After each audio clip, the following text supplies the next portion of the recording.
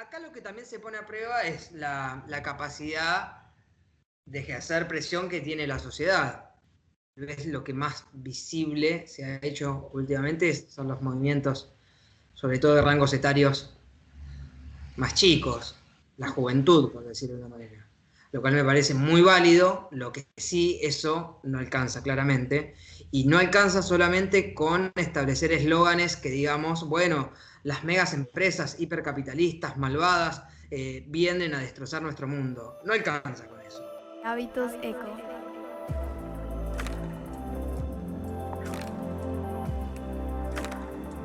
Hábitos Eco.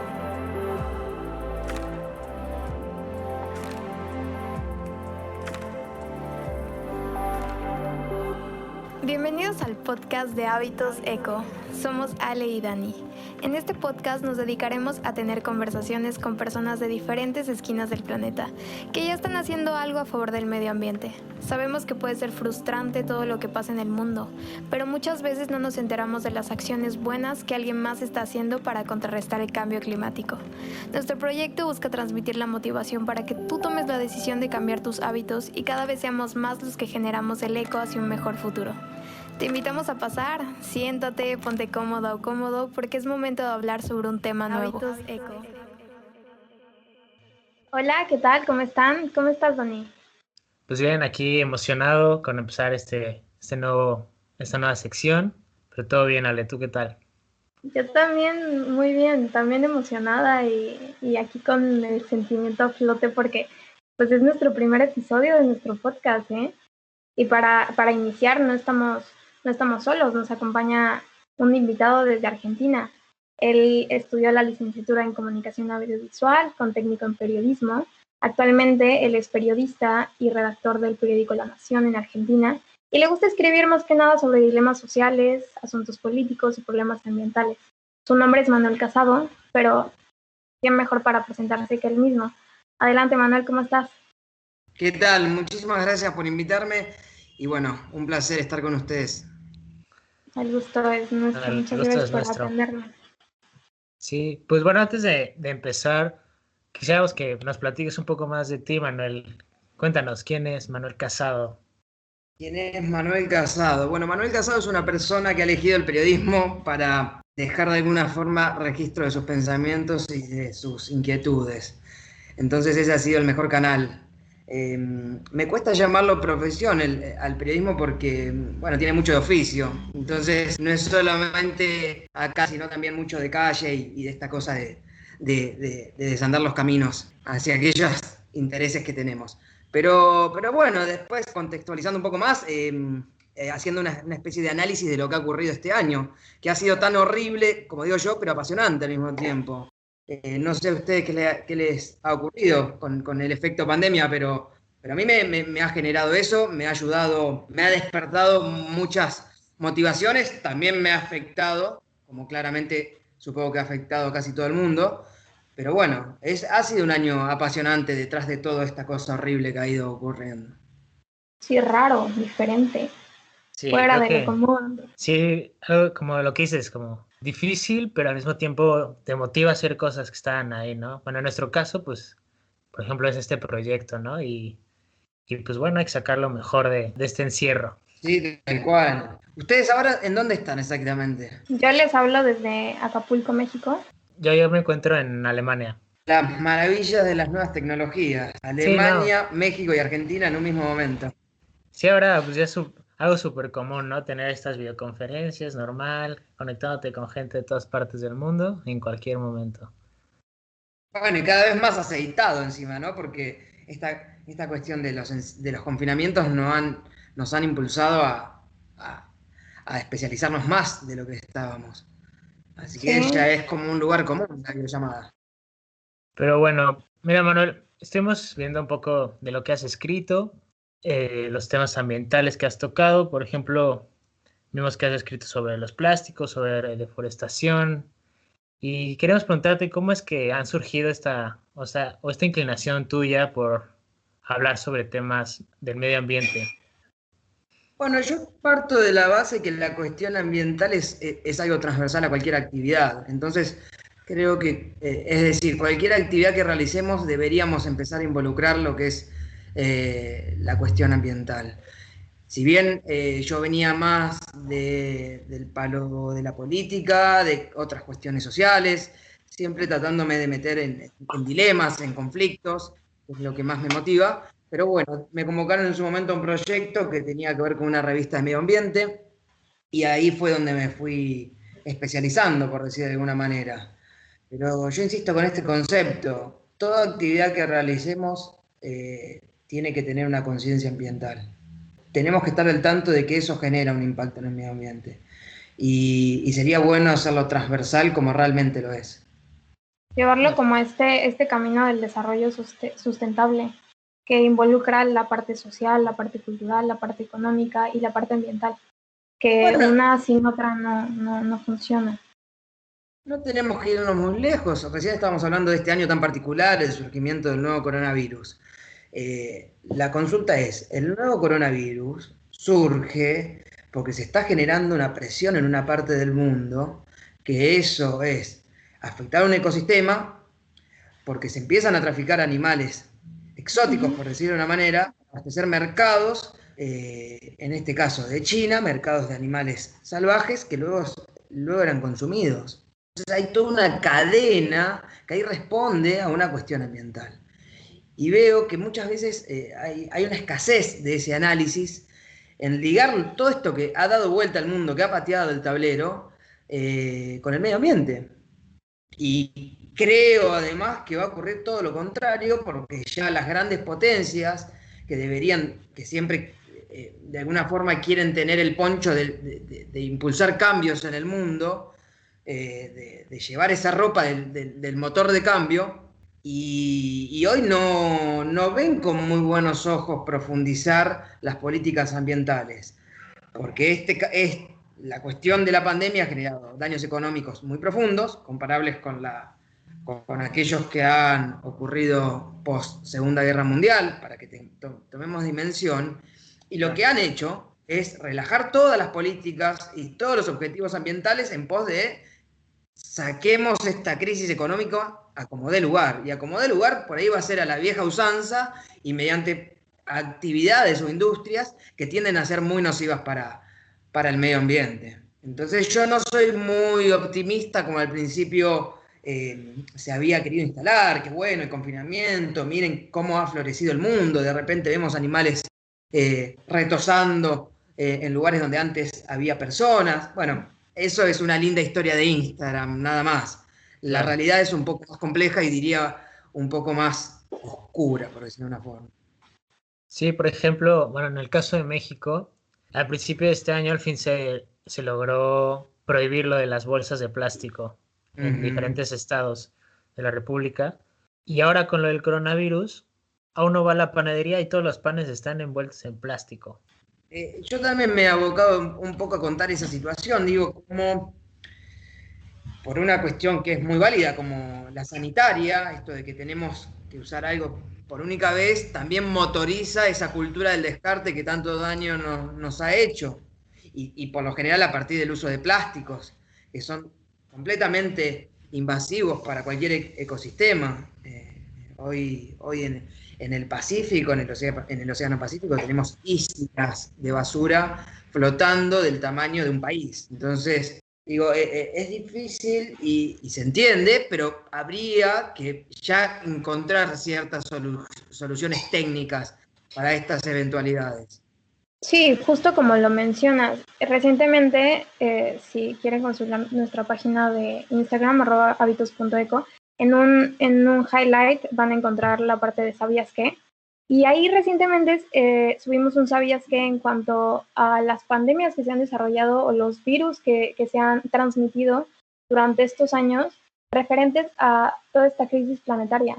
De cómo, pusimos un ejemplo en Indonesia, me parece que en 1960, cómo se transmitió un virus debido a la deforestación, porque los murciélagos tuvieron que emigrar de esa zona y asentarse en granjas que criaban cerdos, me parece, y después estos murciélagos transmitieron este virus, me parece que se llama Nipah, y transmitieron a los cerdos el virus y después los cerdos nos transmitieron a nosotros. Entonces, también predicen que muchos virus más bien muchos animales son reservorios de estos virus. Entonces, en un futuro se espera que si seguimos con estas actividades que llevamos haciendo, probablemente se desencadenen, nos vengan más pandemias. Sí, como te decía, para retomar esto, yo hace un tiempo atrás tuve una comunicación con un investigador de Bolivia que está trabajando en Estados Unidos en una organización que justamente se dedica a hacer como un mapeo a nivel mundial sobre aquellas zonas más calientes propensas a que un virus salte de animales salvajes y pueda afectar a la salud pública. Bien. Entonces, lo que hay que tener en cuenta de entrada es el 70% de las infecciones emergentes en humanos provienen de animales y sobre todo salvajes. Y eso aumenta cuando se genera esta presión de la que hablábamos en sus ecosistemas, que muchas veces motorizan actividades que carecen de un concepto sustentable o de una perspectiva ambiental.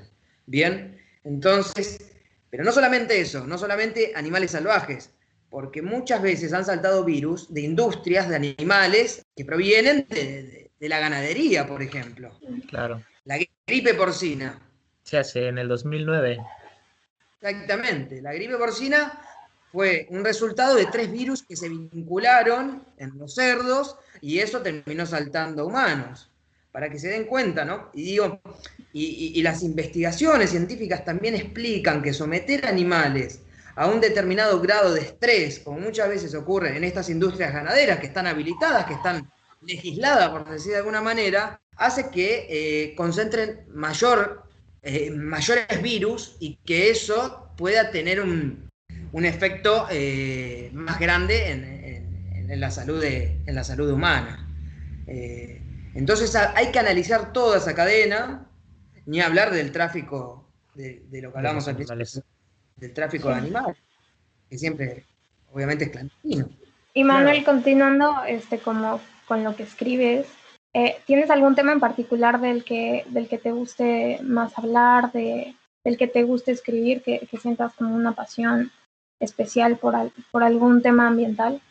Bueno, yo siempre trato de abordar justamente las problemáticas, saltar un poco de la coyuntura, si bien alguna, por lo general, tiene una relación con temas que predominan, pero meternos en problemática también nos ayuda a entender qué es lo que nos está pasando. Pero meternos en la problemática significa ir a fondo, investigar y vincularnos con esa problemática y encontrar realmente cuáles son las causas. Últimamente me encuentro estudiando un poco cuáles son las respuestas que se está dando a nivel ambiental y en este contexto de urgencia sanitaria que a su vez ha generado una urgencia económica. Digo, cuando se genera un torbellino de urgencias, de crisis, digo, la lucidez para tomar políticas y la voluntad para tomar políticas ambientales empieza a fallar. Y bueno, hoy me encuentro un poco tratando de ver de qué manera se está comportando acá la región latinoamericana con respecto a eso. Referente a eso, ¿tú cómo planteas o cómo ves que está ahorita, en tu caso, Argentina, en cuanto a política ambiental? Bueno, a ver, siempre hay que destacar que nuestra región cuenta con un beneficio muy especial a nivel global. Es una de las regiones con mayor biodiversidad y tenemos una riqueza natural impresionante. ¿Qué es lo que ocurre con eso? Esa riqueza también ha sido vista como una especie como algo muy preciado por las industrias extractivas y eso ha llevado a que, si las industrias extractivas son las que se encargan de generar las inversiones, de traer monedas más fuertes y demás, o motorizar las monedas más fuertes, y los gobiernos van a tender a ser más permisivos. Entonces, cuando esas, sobre todo en estas regiones que las crisis económicas son cíclicas, ocurre eso, y muchas veces no se respeta ningún tipo de política ambiental, porque hay que decir que, por ejemplo, en el caso de Argentina, tiene una legislación bastante interesante en temas ambientales. Por ejemplo, la ley de bosques, como por ejemplo la ley de glaciares. El tema es que muchas veces esas leyes no concuerdan con el financiamiento pactado, no se les da la viabilidad que amerita y que fue legislado justamente. Entonces es como vaya y pase. Hoy en Argentina tenés una serie de conflictos ambientales importantes, justamente por estas industrias extractivas, que va desde la deforestación, los desmontes, que están muy concentrados sobre todo en la parte norte del país, en el NOA, que coincide también con las zonas más empobrecidas, que son las provincias con mayor pobreza. Tenés industrias nocivas para el medio ambiente, y ni hablar aquellas actividades que tienen que ver con el agro, o sea, la agricultura como la ganadería.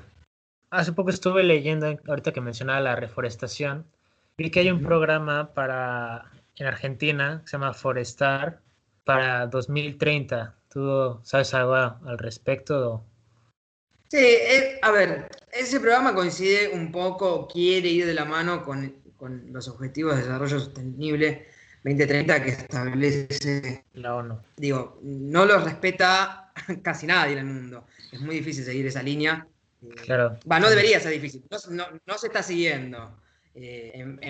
Son una serie de puntos que te indican cómo hay que resolver determinadas problemáticas, que también incluye el hambre, bueno, servicios básicos, el acceso a una vivienda, al agua y demás. Más allá de ese programa que puede tener buenas intenciones, la realidad es un poco distinta y lo que marca es que la deforestación ha ido avanzando, incluso en zonas que están prohibidas, como son las zonas de bosques nativos, que justamente son aquellos que están protegidos por la ley de bosques que no pueden ser intervenidos bajo ningún aspecto. Ni hablar, bueno, eso lo podemos linkear después también, la deforestación que se genera tiene consecuencias. Esas consecuencias por ahí se manifestaron de manera más clara con los incendios, que es algo que ha trascendido incluso la agenda nacional y ha llegado a todo el mundo, que son los incendios registrados en diferentes partes de la Argentina, sobre todo lo que es el delta del Paraná, zona de humedales, zona de prestigio internacional, y también en Córdoba, una de las provincias que mayor deforestación ha sufrido en los últimos 100 años. Para que te des una idea, el 70% del territorio de Córdoba a principios del siglo XX eran bosques nativos o bosques maduros. Hoy, ¿saben cuánto queda de ese porcentaje en Córdoba? ¿Cuánto queda? Menos del 3%. Menos del 3%. Pasó del 70% a menos del 3%. Y son datos que no están actualizados, que ya llevan varios años. Porque ¿De qué año fue esos datos? Argentina, y esto estamos hablando y casi 8 o 10 años atrás, e incluso más, porque se han ido haciendo actualizaciones, bueno, que esto es lo que estamos hablando también, la falta de data, de información, de registros, es un problema para llevar adelante las políticas adecuadas. Sí, claro, porque antes las proyecciones a 2030 pues ya no son tan no van exactas, a ser las ¿no? mismas. Sí, claro. Deben ser mucho más estrictas, supongo. Exactamente. Y esto que les digo, a ver, por ejemplo, en el caso de Córdoba, la ley de bosques que protege bosques nativos fue sancionada en el 2007. Y a partir de ahí se daba un plazo de 1 año a cada provincia para que realicen un ordenamiento territorial y digan, bueno, ¿dónde están sus bosques nativos? ¿Saben cuánto tardó Córdoba en adaptarse a la legislación? 3 años. En el 2010 recién. Para que vean también cómo se van generando licencias y en ningún momento se genera esta cosa de, bueno, tenemos que hacer algo, pero respetemos lo que venimos pactando, aunque sea. Ni siquiera Claro. eso. Y bueno, tenemos todos esos problemas, ¿no? Sí. Oye, y con respecto a incendios forestales, ¿ahí se están tomando medidas o ya está haciendo algo Argentina, especialmente con incendios forestales, o todo lo van tratando de la mano de deforestación o por ese camino? Bueno, ha intervenido, se ha hecho un despliegue bastante importante, muy intenso, Pero bueno, siempre la pregunta es ¿por qué no logramos evitarlo en vez de solucionarlo una vez que el problema está presente? ¿Por qué no hay una política preventiva? ¿Qué política tenemos, qué política ambiental tenemos para que esto no ocurra? Para que no veamos imágenes atroces como la que vimos. Fue avanzando sobre la fauna, sobre la flora, No, arruinando. y fue hasta Sí, que llovió que se logró detener, ¿no? claro, exactamente. A ver, Y al final uno para que tomemos. no puede esperar, ¿no? Hasta que llueva, porque uno no sabe cuándo va a llover, tiene que... A ver, hay zonas que claramente, por una cuestión de condiciones ambientales, tienden a sufrir más incendios que otras. Como decía algunos investigadores que estuvieron abordando el tema y clarificando, hay que tomar el fuego como la lluvia, como una parte natural del paisaje. No es que todo Sí, lo que se prende fuego es culpa de la acción humana. Ahora, el problema es cuando interviene en las causas la acción humana. Y ahí tenemos un abanico de posibilidades enormes de por qué se generan los focos de incendios. Y tenemos un montón, o sea, en este caso justamente de Córdoba, la ciencia coincidió, los actores científicos coincidieron en que más del 90% de los focos respondían justamente a la acción humana, ya sea de forma deliberada o por impericia. Entonces acá también tenemos diferentes vertientes, y entre las causas puedes ir desde las quemas de basura a cielo abierto, porque son zonas rurales donde el servicio de recolección de basura no llega, entonces los vecinos van y lo queman para limpiar el terreno con fines comerciales, justamente lo que hablábamos del agro, para hacer lotes de cultivo, por emprendimientos inmobiliarios o incluso hasta por litigios de tierra. Entonces es muy grande el abanico y son diferentes las causas. sí, justo. Y la verdad a mí me parece una tragedia todo esto que sucede en cuanto a los incendios forestales. Y Uh-huh. gracias a los bosques, a los árboles, hay esta captura de dióxido de carbono y otros gases que en realidad nos ayudan para evitar esto del efecto invernadero. Entonces, Sí, al quemar todos estos bosques, en realidad estamos revirtiendo lo que ya se había hecho durante años, que es reservar todos estos gases para evitar el efecto, pues ya como que valió todo lo que hizo el bosque porque ya lo estamos emitiendo a la atmósfera. bueno, el dato este que les decía yo de los bosques nativos que quedaban, que eran el 3%, que pasó del 70 al 3% en Córdoba, es un dato que da la Convención de Ordenamiento Territorial del Bosque Nativo. ¿Bien? ¿Qué es lo que pasa cuando se pierde esa cantidad de bosques para un poco meternos más allá de la estadística? Cuando se pierde semejante cantidad de bosques, se genera un cambio del régimen normal de temperaturas y humedad de los suelos. Los bosques son reguladores climáticos y ante la falta de esto se producen prolongados periodos de sequía y también se deja un territorio mucho más inflamable. Y entonces una chispa que puede ser provocada por todas estas causas que les nombré anteriormente, basta para causar un desastre. Sí, Entonces como, Córdoba pasó de ser un territorio de arbustales a uno de pastizales, que son mucho más propensos a arder. sí, todo eso, o sea, lo que repercute, más que nada, toda esta parte de bosques en la parte de Sudamérica que, bueno, tienen el Amazonas, son los pulmones del planeta. Y ahorita están ardiendo los pulmones del planeta. ¿Qué nos queda? Sí, sí, sí, sí, esto desde ya.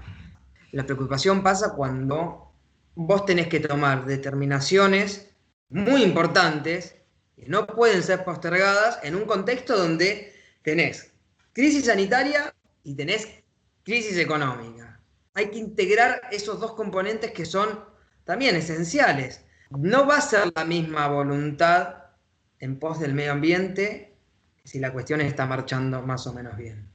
Y No va a fíjate haber. que un dato que me pareció muy interesante es que toda esta crisis económica y crisis igual de salud pública viene de una crisis planetaria. Viene de todo esto del cambio climático, está afectando ya ni indirectamente, directamente estos sectores de la economía y la salud. Sí, tal cual, tal cual. A ver, por ejemplo, tomemos un caso muy concreto. Argentina es por decirle de una forma, una potencia del modelo agroexportador. Uh -huh. genera muchísima ganancia y es un motor de la economía. Pero claro, eso también tiene un costo, que por ejemplo en Argentina se siembra soja, que se vende a China, porque los chinos utilizan la soja para alimentar los cerdos que luego se van a comer. Sí. Entonces, un desbarajuste en una parte del mundo genera consecuencias en la otra.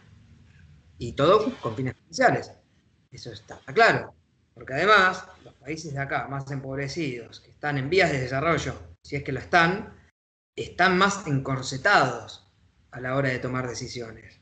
Y muchas veces, no tienen la potencia para contrarrestar una industria que es grandísima y que además genera toda esta ganancia que decimos. Después igual podemos decir que esa ganancia queda en pocas manos, todo lo que quieran, ni hablar. Pero esas ganancias ingresan al país. Todo el tiempo se está consensuando entre actores que generan daño. Esto que mencionas es muy interesante porque, como decías, hace rato mencionaba lo de deforestación, que se intenta buscar soluciones en lugar de prevenir. Y ahorita que dices es lo mismo, ¿no? En lugar de seguir mandando, estas exportaciones y estos intercambios, pues deberíamos buscar desde dónde viene el problema, que es el problema desde estar exportando para que luego regrese y sale más caro, en lugar de promover el consumo regional. Sí, sin lugar a dudas eso. El tema es cuando tu bonanza económica depende de esa industria. Claro. Sí, entonces ahí entran los factores de exportación de CO2, importación de tal. Entonces. Sí. Y además, uno de los grandes dilemas a nivel mundial incluso es cuánto empleo generan actividades que hacen daño al medio ambiente y que no justamente involucra actores con un poderío económico enorme. Total. No, y es un imperio, porque ¿desde cuándo vienen esas industrias? Ya tienen mínimo 200 años. Algunas, las más grandes. Sí, e igual la industria de la agricultura es un bebé en comparación de la industria de la energética. Y que es la que más efectos genera en cuanto al medio ambiente, pero mira las ganancias que tiene, mira todo, cómo domina en cuanto en la parte económica al mundo. Yo entiendo que por esta cuestión de países empobrecidos, con poca capacidad de respuesta, vos no puedas desbancar de un plumazo una actividad que hace daño. Eso sería una inconsciencia al mismo tiempo. No habría un plan concreto para qué hacer después. El tema es cuando vos, ya a esta altura, seguís profundizando un modelo que está vetusto, que debe caducar en algún momento, y que no consensuás cierto cambio. Entonces, ahí tenés algunas de las problemáticas. Y que incluso se ha manifestado, se manifiesta cada vez, el tema ambiental, si bien a la hora de tomar decisiones puede ser medio periférico, a la hora de generar posicionamientos políticos está muy presente. Y eso lo vemos a la hora de elecciones nacionales y demás. Sobre todo en países que tienden a ser más potencia. Sí, claro. Los movimientos ahora de Fridays for Future son mucho más fuertes en Europa. Y Europa, luego de lo que pasó con Estados Unidos, que justamente un día después de las elecciones se hizo efectiva su salida del Acuerdo de París. Que ahora esperemos en 2 meses regresen. Bueno, Biden había prometido eso. Veremos qué ocurre. Estados Unidos junto a China, las dos potencias económicas más grandes, son al mismo tiempo las más contaminantes, las que generan mayor cantidad de emisiones. Sí, justo ese es otro dato, porque justo ayer estaba leyendo sobre la cantidad la huella de carbono de México. Uh-huh. Déjame buscar aquí el dato. Que México se posiciona en el lugar 12 a nivel global, en el 2018, es el último dato, y por ejemplo México registró 477 megatoneladas de CO2 en el 2018. Pero Estados Unidos, que es el segundo lugar, esto ni siquiera es el 10%. Uh-huh. No, tal cual, son países brutales. En China, más que Estados Unidos, o sea. En China ocurre que hay días donde, por culpa de la polución, la gente se tiene que encerrar en sus casas. Uh-huh. Y el uso del barbijo, para ponerlo también en contexto pandemia, en los países asiáticos, en varios países asiáticos estaba estandarizado desde hace un montón. Perdón, ¿cómo le dicen al cubrebocas en Argentina? Bueno, tapabocas en realidad, claro. ¿Qué nombre le diste? Tapabocas, barbijos es como un concepto más técnico y científico, son diferentes. El tapabocas es como algo que te cubre simplemente, el barbijo ya tiene un componente más específico. Ok. Prevención. Sí, nada más por palabritas de repente. Sí, bueno, eso tenemos nombre para todo. Pero bueno, y justamente para contarte cómo, por ejemplo, vayamos a la cuestión Estados Unidos. Muchos de los estados en donde ganó Donald Trump han sido estados que habían quedado rezagados o más empobrecidos por las políticas ambientales llevadas años atrás por Obama. Y eran poblaciones que dependían de actividades completamente nocivas para el medio ambiente. Entonces ahí también se juega un choque entre, Claro. bueno, si vamos a llevar adelante un cambio que sea ambiental, hay que hacerlo lo más inclusivo posible, porque si no se va a generar esta cuestión, que los sectores más empobrecidos, o lo que se conoce como la clase trabajadora, y va a generar más simpatía por discursos que van a estar en contra del medio ambiente. Porque van a decir, bueno, yo necesito seguir trabajando, y mi trabajo depende de una industria por ahí petrolera, o de un campo agroindustrial. Entonces, no, bueno, la cuestión ambiental siempre termina involucrando a las grandes ciudades, a las ciudades más académicas, más cosmopolitas, a los polos tecnológicos. Y no es así tampoco. Entonces, bueno, ese es el escenario que también tenemos. Sí, a veces intentamos creer que nuestra población puede soportar un tipo de cambio así, como tal vez la introducción de energías renovables, cuando en realidad tu país está tan acostumbrado a los combustibles fósiles, y hacer un cambio de esa magnitud repercute en muchos aspectos. Sí, tal cual. Y esa es la dicotomía, creo, y ahí está el tema real de lo que está pasando. Incluso si son las grandes potencias las que no pueden llegar adelante ese cambio, imaginemos lo que ocurre en sectores o en países más empobrecidos. ¿Sí? Muchas veces también son sometidos por multinacionales que provienen de las grandes potencias y generan una extracción a rolete de sus bienes naturales. Sí, por ejemplo, ahorita en México se está pensando abrir refinerías en los siguientes años, cuando el camino debería ser hacia algo sustentable, ¿no? Bueno, sí, ahorita se frenó un poquito esa parte de energía renovable. Bueno, porque consiguió cierto rechazo. Igual entiendo que en México un poco lo que es el movimiento ambientalista no está tan presente, incluso teniendo muchas complicaciones. Hablábamos de la polución en las grandes ciudades, Ciudad de México. Ahora, digo, acá tenemos un claro ejemplo. Hablamos de algo que viene a ser un gobierno más popular, que tiende a encauzar determinadas luchas, ha decidido tomar una decisión que va por el camino de las industrias extractivas. Digo, como también aquellos gobiernos que tienden a vociferar determinadas causas, la cuestión ambiental le ha sido completamente ajena, históricamente. Y estoy hablando justamente de los gobiernos populares o populistas, como se conoce a veces de manera más peyorativa. Pero bueno, digo, a veces los que dicen ser los buenos, como también han dejado de lado la cuestión ambiental, por completo. Ahora, tampoco yo creo, porque también hay otra vertiente, incluso que viene más de zonas más mundanas, o del inconsciente colectivo, de que a la naturaleza hay que dejarla desarrollarse por sí sola. Hay que trazar un nexo entre el desarrollo humano y la naturaleza. No se puede confiar en esas ideas New Agers de que, bueno, que la naturaleza sea lo que quiera y que nosotros nos... Sí, lo ven de forma más romántica, creo. Claro, eso es una tontería Se absoluta. planea. Muchas veces tienden a ser ideas que las comentan celebrities con total liviandad e irresponsabilidad.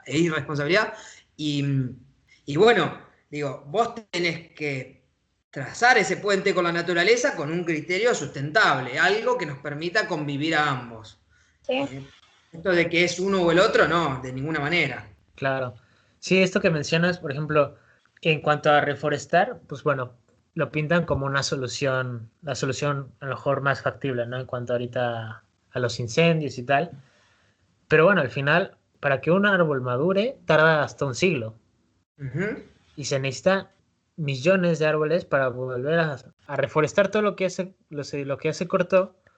Pues, lo que había. ¿Cuántos años va a volver a tomar para que existan estos bosques de nuevo? Y que los árboles en sí tengan su misma función O sea, No, es un no. trabajo de seguimiento, es un trabajo de paciencia y es un trabajo de que hay que impedir que todo ocurra.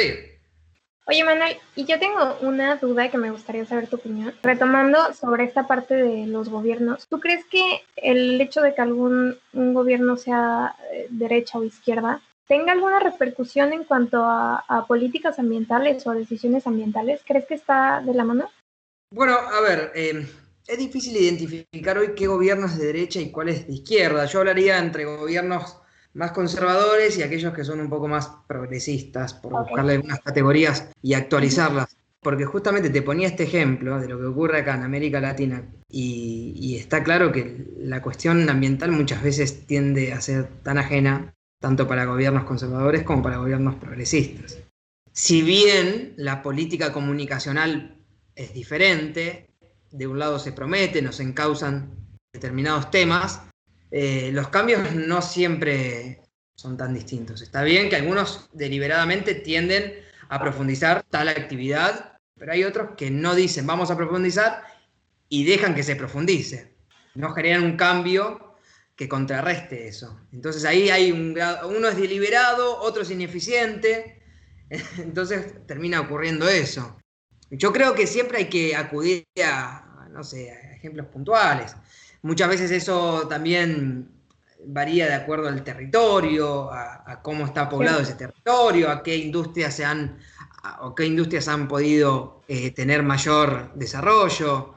Pero sí, es difícil identificar como que, bueno, si sos de tal costado ideológico, la cosa va a funcionar bien per se. Sí, yo creo que ya va a depender como de tanto las necesidades Ujú. del país como las agendas que traigan ya los políticos, ¿no? Sí, sí, digo, y además, como al mismo tiempo decimos, la cuestión ambiental es transversal a cualquier actividad, también debería ser transversal a cualquier región, entonces por ahí Europa cuenta con cierta ventaja porque tiene una liga de países que en teoría trabajan de manera mancomunada, entonces Claro. ahí, además de ser un territorio eh, muy enriquecido, Claro, y sobre la todo, comunicación acá es mucho menor, o sea, claro, aquí te puedes comunicar en tren o coche, sin y, duda. en Latinoamérica, pues necesitas unas distancias locas. Sí. Eso sí, ni hablar. Está poblado de otra manera y tiene otra capacidad de respuesta y todo esto que mencionábamos. Puedes encontrar ejemplos más chiquitos, lo que ocurre por ahí con las energías renovables tanto en Uruguay como en Costa Rica, que son países que, bueno, sus impactos son menores y su preponderancia o su peso a nivel global también. Hay una frase muy interesante que dice, todos tenemos en términos ambientales una responsabilidad compartida, pero al mismo tiempo diferenciada. Y en diferenciada tenemos que ver cuáles son los que tienen mayor peso y qué respuestas se están generando para causar un cambio que mejore nuestra relación con el entorno natural. Sí, es como dicen que el 1% más rico del mundo genera la mayor cantidad de emisiones hoy en día, ¿no? Que Bueno, ahí tenés un estudio. Sí, me gusta mucho este concepto de responsabilidad compartida. Creo que Ujú. viene también mucho de la mano de un concepto que también, no sé si han escuchado, que el que contamina paga. No hay no hay mucha evidencia de que se esté llevando a cabo actualmente. O se está llevando a cabo, pero de una forma que no contrarresta lo que está contaminando. Que, Sí, ok, estoy ayudando, pero, o sea, estoy emitiendo mucho más. sí, yo creo que ahí los Pero sí impuestos estoy cada vez van a ser ayudando. más fuertes, no sé. y acá lo que también se pone a prueba es la capacidad de ejercer presión que tiene la sociedad. Es lo que más visible se ha hecho últimamente, son los movimientos, sobre todo de rangos etarios más chicos, la juventud, por decirlo de una manera. Lo cual me parece muy válido, lo que sí eso no alcanza claramente, y no alcanza solamente con establecer eslóganes que digamos, bueno, las megas empresas hipercapitalistas, malvadas, vienen a destrozar nuestro mundo. No alcanza con eso. Es Sí, ineficiente, solamente sirve para establecer eslóganes que se replican muchas veces o que no salen más allá de las redes sociales. Pero vos tenés que generar un cambio que involucre a más actores. Y yo siempre digo que esos actores que hay que involucrar de manera urgente es la ciencia. En la sí. ciencia podemos decir lo que quieran, pero los cambios se generan con el sustento científico. Es decir, esto genera este impacto, esto genera estas problemáticas, y acá tenemos el estudio que lo comprueba. Y vamos con el estudio en mano y decimos, este es el problema. Y después hay que darle todo un marco institucional. Porque está claro que la institucionalidad genera mayor adhesión en aquellos individuos que no sienten interés por la cuestión ambiental. Entonces vos tenés que generar una simpatía con esos sectores, involucrarlos de la manera más eficiente posible, y eso demanda una política comunicacional también. Entonces no creo que el camino sea simplemente el berrinche o el agite activista. Además está claro que eso muchas veces ha alejado a estos sectores que no están vinculados con el medio ambiente. Entonces vos tenés que vincularlos. Sí, de acuerdo. Si eso no ha sido eficiente, sí, buscar canales de comunicación. Sí, más que nada esta parte inclusiva, o sea, es un mismo objetivo. No es nada más los grupos que se levantan su voz y quieren cambiar en cuanto al planeta, sino que es una responsabilidad compartida, regresamos a lo mismo. Sin lugar a dudas. Pongamos un ejemplo concreto, el consumo de la carne. Está comprobado que la mayoría se puede abandonar, se puede reemplazar. Las proteínas que nos da la carne se pueden reemplazar por otros alimentos. Ahora, ¿cómo hacemos para despegar el concepto cultural que hay detrás de la carne? Si las personas que consumen carne fueran vistas simplemente como personas malvadas, que someten a un animal a todo tipo de atrocidad y después se lo comen, y fuesen asesinos, por decir una manera, ya estaría resuelto el problema, porque serían todo eso que estamos viendo, o que estoy describiendo ahora. Pero eso no es así. El concepto de la carne tiene un peso cultural muy grande, y te diría que incluso positivo. Comerse un asado en Argentina tiene un valor enorme de encuentro, de amistad, de reunión. Que bueno, tenemos que ir a ese punto. No es solamente acusar a la gente que come carne y decir ustedes son unos asesinos y demás. Está claro que todas las personas, creo, que comen carne, si fuesen a un matadero, no comerían nunca más carne. Chillar a un chancho cuando lo están sacrificando es una de las cosas más horribles que te puede pasar. Pero bueno, toda esa parte no se ve. ¿Cómo hacemos para vincularnos de la manera más amigable y que ese cambio se pueda generar de una forma más efectiva? Con esa gente que justamente tiene todo ese concepto positivo detrás del consumo de carne. Y ni hablar que después también debemos hablar del consumo de vegetales, de frutas y vegetales, cómo se producen. Tampoco es la panacea. Tampoco es la panacea la producción. Te metes con los transgénicos. Exactamente. Digo, y después habrá que involucrarse y decir, bueno, estos transgénicos, ¿de qué manera impactan? No es solamente decir, bueno, los transgénicos son hiper malos. No, queremos saber este transgénico, de qué manera impacta, por qué genera estas consecuencias y cómo afecta, por ejemplo, a nuestra salud. Y decirlo y que esté bien presente. No basta simplemente con decir, bueno, esto es un desbarajuste de agroquímicos. Sí, ese es el primer paso. Pero hay un montón de pasos. ¿Por qué, no? Exactamente. ¿Por qué? Simplemente repetí un eslogan. Hay que involucrarse. Entonces, digo, y eso demanda de una voluntad social mucho más grande de la que creo que se está generando. Bueno, muy interesante lo que mencionas, pero ahorita cambiando un poco la dirección. Tú además de los artículos o de lo que escribes referente a todos estos problemas ambientales, ¿haces o te gustaría en tus planes hacer algo más como relacionado al cambio climático, en cuanto a actividades o hábitos? Bueno, yo siempre lo que digo es que los periodistas no somos los protagonistas. Nosotros somos un canal de comunicación con un hecho concreto que queremos contar y el público al que queremos hacerle llegar esa información. Creo que mi rol es ese y creo que mi actividad va a pasar por ese lado. Ser un puente entre estas dos partes. Y claramente lo que me gusta es hacer investigaciones exhaustivas que puedan abordar determinadas problemáticas de la manera más completa posible. Involucra y que sea siempre que sea transversal a todas las actividades que podemos ver implicadas. Oye, Manuel, ahora metiéndome con tu parte sentimental. Suena un poco raro la introducción de esta pregunta. Bueno, se acabó la metal, ahora es sentimental. O sea, ¿qué te motiva a seguir? ¿Qué dices? O sea, porque creo que todos seguimos un camino, empezando también por una parte que dices, yo quiero hacer esto porque tengo la intención de cambiar esto. Uh-huh. Entonces yo creo que siempre nos sigue esa parte sentimental. ¿A ti qué te sigue? ¿Qué te bueno, ya los puse con lo que venía contando. Esto como llegar al hueso de determinado tema con el pensamiento más crítico posible. Algo que no sea... Claro, que no genere algo que un poco pueda romper con determinadas posturas que creo que están siendo, no sé si erradas, pero muchas veces tienden a ser playitas, que no van a lo profundo. Entonces, la motivación siempre va por eso. Sí está claro que tengo una preferencia por las problemáticas, porque tal vez es una condición natural que me sale con esos temas. Me gusta meterme en el barro, en los conflictos. En el debate.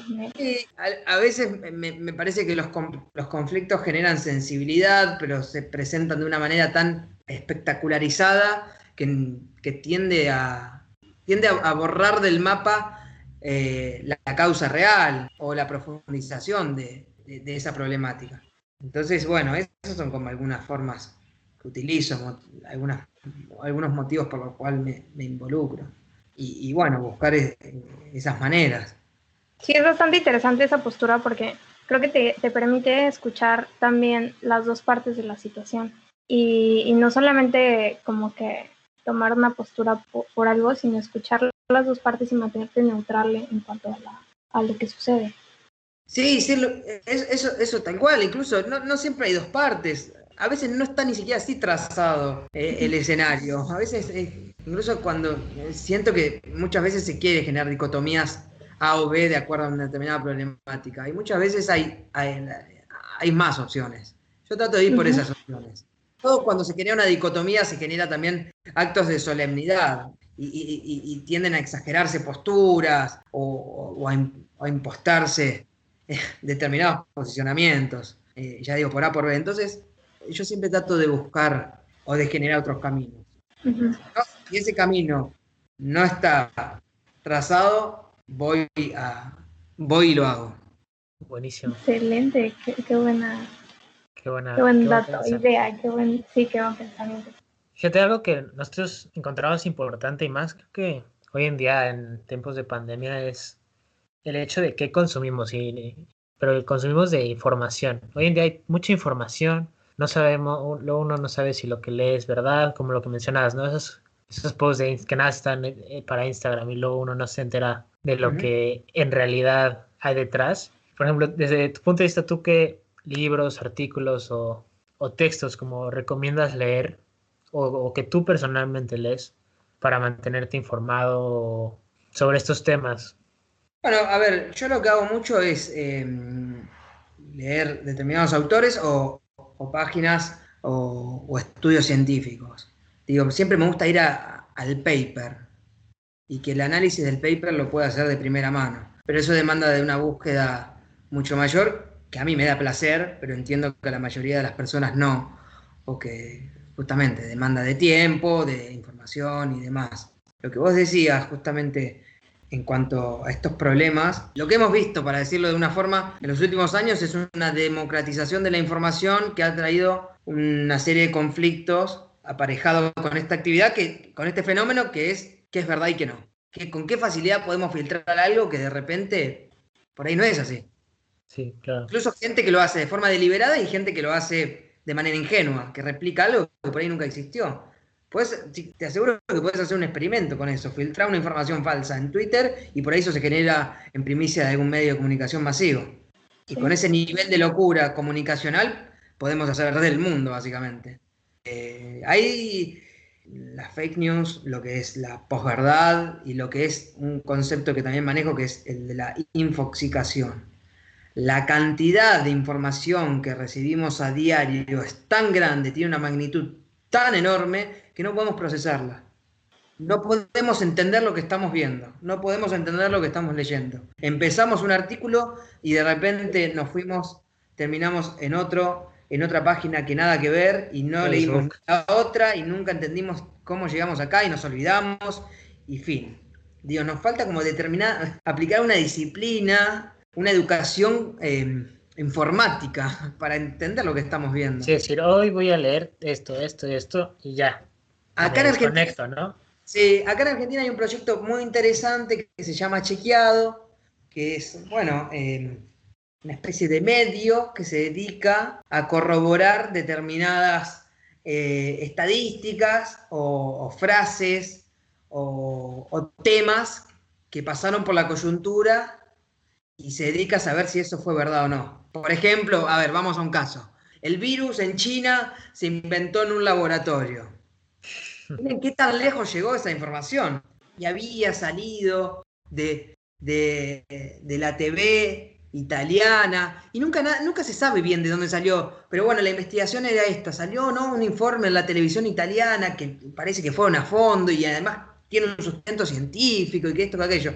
La primer revista especializada que justamente había brindado esa información, que en realidad era en China, un laboratorio tuvo un invento y bueno, pudo manipular de alguna forma el virus, pero de alguna manera este virus que está afectando el mundo pudo haber sido, pudo haber pasado por manos humanas para generar daño a la salud pública. O sea, la fuente que utilizaban para generar una teoría era la misma que había desmentido esa teoría que estaban queriendo instalar. Entonces, es un grado de locura enorme con el que se puede filtrar cualquier cosa. Este proyecto me parece interesante, de decir, bueno, vamos, y hay gente que justamente va al paper. Es que también siento que es un poquito más, aunque tengas la intención, si no conoces mucho de los términos, creo que se tiende a como que, ok, tengo intención de leerlo, pero, o sea, ya no entiendo, me cuesta seguirlo. Sí, o el hecho nada más como de que no se entiende genera a lo mejor como un, no sé cómo decirlo, a lo mejor un miedo, ¿no? De que, no entiendo. Como un no puedo. Bloqueo. O sea, no y puedo. ya, ahí quedó. Seguir. Bueno, yo en un momento les hablaba que había entrevistado a un investigador que se dedicaba justamente a monitorear de Bolivia, y a cazar, de Bolivia exactamente, Carlos Zambrana Torrelio, que trabaja para EcoHealth Alliance, que es justamente esta organización que se dedica a hacer el mapeo de esas enfermedades que saltan de animales salvajes y pueden afectar la salud pública. Y hablábamos, casi en términos más filosóficos, cómo se generaba, por qué tenía tanto impacto y tanta llegada a estas teorías conspiranoicas. Y bueno, él por un lado entendía que hoy, y coincidamos en esto, de que hoy las sociedades se han instruido mucho más en cuestiones de entretenimiento y han perdido capacidad académica en temas más concretos como, bueno, cómo se genera un virus y qué capacidad tiene esa teoría que estás sustentando para que sea real. Pero por el otro lado, él decía, más allá de esta ineficiencia o esta poca instrucción que tiene la sociedad, para decirlo en términos generales, cómo la ciencia y ese carácter elitista ha llevado a que eso ocurra también, a cómo no ha generado canales de comunicación para que la información le baje a la sociedad también y pueda estar más instruida. Se genera como una élite del conocimiento, donde incluso los actores de esa élite no se ponen de acuerdo, se pelean, hay mezquindad y empiezan a fallar en su rol pedagógico o en su capacidad de educar a una sociedad. Igual, como la sociedad es bastante susceptible a todas estas fake news y como también ellos contribuyen a esparcirlas, porque igual en los grupos de Facebook, no sé si llevaste a Argentina, que los termómetros donde entrabas a no sé, centros comerciales, a centros de autoservicio, que te mataban las neuronas. Sí, y mucha gente lo sigue creyendo y vas y te lo ponen en la mano. Bueno, sí, esto funciona de esta manera. Es mucho más fácil creer este tipo de teorías que pasar más tiempo y pensar con cierta lógica que aquello que estás reproduciendo puede ser sostenible de alguna forma. Digo, ¿qué teoría, qué estructura aplicás para decir, bueno, esta conspiración a la cual nos están sometiendo tiene este sustento? Si te vas a tirar a la pileta de la conspiración, primero tenés que asegurarte que tenga agua, porque si no, te vas a dar la cabeza de frente. Pues bueno, ya para empezar a cerrar, nos gustaría saber tu punto de vista mencionábamos de lo de la Agenda 2030. Tú, desde tu punto de vista, ¿crees que todavía estamos a tiempo, el mundo en sí, de poder hacer un impacto a favor al medio ambiente? ¿O tú cómo lo ves? Bueno, yo creo que sí. A ver, si hay algo que nos ha dejado como resultado del confinamiento es que parando determinadas actividades, la naturaleza demostró cierta capacidad de respuesta y mejoraron algunos índices. El tema es, bueno, cómo consensuar nuestro desarrollo con el bienestar natural. Y los lineamientos están planteados. El tema es que se empiecen a aplicar las medidas y los compromisos que se han asumido. Y hay que responder a aquello que dijimos que íbamos a hacer. Claro. Lisa y llanamente. E involucrarnos, digo. Las acciones individuales, si bien no cambian resultados globales, sí son necesarias y sí nos deberían dar las herramientas vinculadas con el sector privado, con la ciencia, con las instituciones, las herramientas para llevar a cabo esos cambios. Pero bueno, sí, la verdad que ha sido un año que todo se fue al demonio y que es muy difícil trazar horizontes cuando no sabemos bien lo que está ocurriendo, cuándo va a terminar esto, como se dice, no termine esto, ¿cuándo termina esto? Estamos navegando en la nebulosa. Sí, yo creo que va a variar de acuerdo a cada país, ¿no? También del poder adquisitivo que tengan. Va a empezar a moverse distinta la economía. Sin lugar a dudas. Esperemos que, bueno, se genere cierto cambio progresivo en pos del medio ambiente. Sí. Siempre parto de una tesis un poco pesimista, pero bueno, ese es mi problema. Veremos qué pasa. Tú, Manuel, ¿qué le dirías a las personas que hoy en día o mañana quieren empezar a hacer algo por el cambio climático? ¿Por dónde les dirías que empiecen? Bueno, que reconozcan un poco el espacio que ocupan, que empiecen a identificar con cierta conciencia qué actividades realizan, que se instruyan y que vean la forma de reducir los impactos de esas actividades y que vean la forma de emprender ciertas actividades que pueden ser hogareñas, grupos de espacios donde se generan, no sé, una huerta. Vos vivís en una ciudad que las ciudades tienen problemas de hacinamiento. Bueno, una huerta en tu balcón podés construir, podés empezar a separar la basura y podés empezar a informarte también. Digo, son pequeños cambios, no están al alcance de nosotros los grandes cambios, pero esos pequeños cambios sí tienen un peso, entonces hay que empezar a realizarlos. Después, bueno, tampoco puedo ser un gurú no es el rol que me gusta ocupar a mí. Claro, personalmente, ¿no?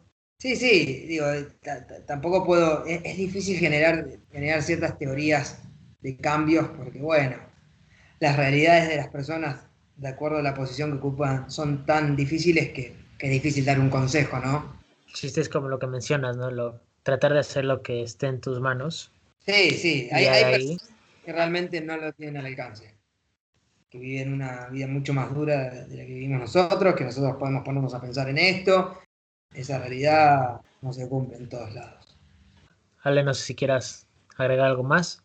No, bueno, creo que hay muchísimo más por hablar, pero esperemos tenerte nuevamente en otro espacio y igual llevarnos más tiempo hablando de otros temas, porque creo que hay muchos temas que aún le podemos sacar mucho jugo y que evidentemente tú también sabes mucho acerca de eso. Bueno, lo único que quiero agregar es el agradecimiento. Lo bueno de este ping-pong, como les decimos acá, este debate, tiene esto, enriquecer el conocimiento que podemos llegar a compartir. Y bueno, vos justamente me decías qué cosas pueden generar, qué consejos puedo dar. Bueno, ustedes son un ejemplo. Están emprendiendo un espacio de debate, un espacio de conocimiento para ver qué se puede hacer para mejorar nuestra relación con el medio ambiente. Así que adelante y bueno, muchísimo éxito con ese camino. Bueno, eso fue todo por hoy. Muchas gracias a los que se quedaron hasta el final. Esperamos que les haya gustado el episodio de esta semana. No olviden compartirlo con amigos y familiares que saben que puede interesarle este tema. Igual, no olviden de seguir nuestra página en Instagram de hábitos.eco y los esperamos en el siguiente episodio. ¡Nos vemos! Hábitos Eco.